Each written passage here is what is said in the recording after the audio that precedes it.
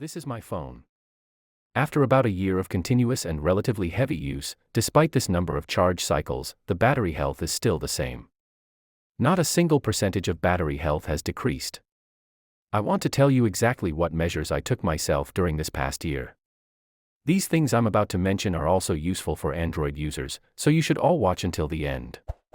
But first, hit the subscribe button down below. It really helps me out. Thanks, guys.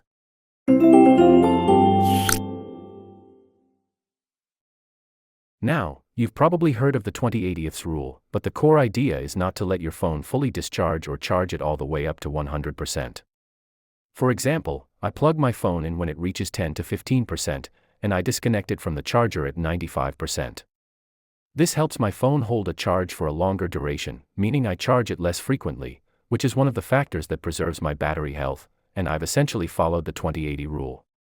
The second point is to never use your phone while it is charging. When you use your phone while charging, its temperature increases, which directly damages the battery.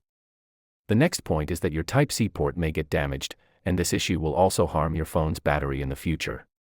The next thing I follow is using Wi-Fi as much as possible. Cellular data and hotspot usage not only consume your phone's charge faster but also cause your phone to heat up. The less your phone heats up, the more your battery health is preserved. The next point is fake chargers. The worst thing possible. You don't need to look for an original Apple or Samsung charger in the market, because usually, you will end up with a fake charger. You want your iPhone's battery health to drop lower and lower every day, then leave this button on. Otherwise, turn it off right now. To do this, we go into Settings. Scroll down, tap on Privacy and Security.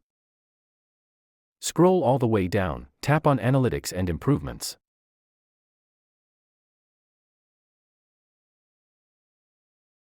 Turn off the Share iPhone Analytics option.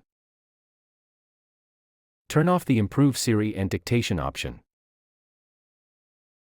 And also turn off the Improve Assistive Voice Features option.